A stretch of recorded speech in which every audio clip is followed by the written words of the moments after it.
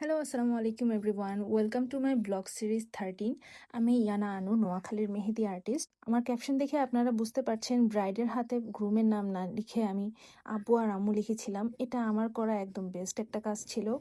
তাও 1 বছর আগে 2024 সালের ডিসেম্বরে করা ছিল এই কাজটা আমার। আমরা নর্মালি দেখি ব্রাইডদের হাতে গ্রুমের নাম লেখা থাকে বা তাদের নামের ইনিশিয়ালটা লেখা থাকে, কিন্তু এই ব্রাইডটা একদমই ডিফারেন্ট ছিল। সে তার 2 হাতে তার আব্বু আর আম্মু লিখছিল। যেহেতু অনেক আগের ব্লগ এটা, এর মধ্যে অনেকগুলো ক্লিপ ছিল। প্রথমে আমি আপুর বাসায় গিয়ে কিছুক্ষণ অপেক্ষা করি, আপু রেডি হয়, দেন আমার কাছে মেহেদি লাগাতে বসে। এখানে আমি আমাদের অর্গানিক মেহেদি ইউজ করিনি, আপু মিমি আপুর মেহেদি এনে রেখেছিল, তাই ফিনিশিংও আমি আমার মন মতো করতে পারি না, যেহেতু ওদের মেহেদিটা একটু ড্রাই হয়। সে কারণে আমাদের ফিনিশিং করতে অনেকটা প্রবলেম হয়। তাও আমি আমার যতটুকু সম্ভব চেষ্টা করেছি যাতে বেস্ট একটা ফিনিশিং দেওয়া যায়। আমার 1 বছর আগের কাজ আর এখনকার কাজের মধ্যে আপনারা অনেক তফাৎ দেখবেন। ফিনিশিং অনেক চেঞ্জ হয়েছে, আমি নিজেকে অনেকটা ইমপ্রুভ করতে পেরেছি। তবে সেখানে গিয়ে আমার একটা খুব বাজে একটা সিচুয়েশন হয়, সেটা হচ্ছে আপু এই 2 পার্ট কমপ্লিট করে আপু ফটোশ্যুট করতে চলে যায়।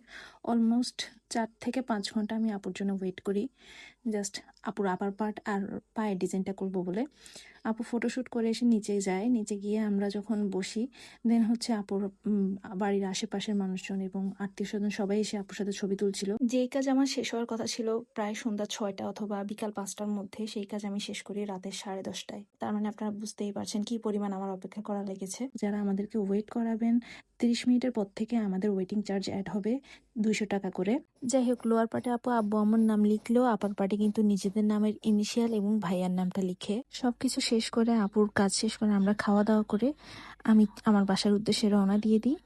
নেক্সট থেকে আমার ব্রাইডরা ট্রাই করবেন যাতে আপনাদের টাইমিংটা ঠিক থাকে, যেহেতু আমরা একটা মেয়ে মানুষ, আমাদের বাসায় আসতেও সমস্যা হতে পারে, যেহেতু রাত হয়ে যায়, রাতে সমস্যাটা বেশিই হয়। আজকের ব্লগ এতটুকুই, সবাই ভালো থাকবেন, আল্লাহ হাফেজ।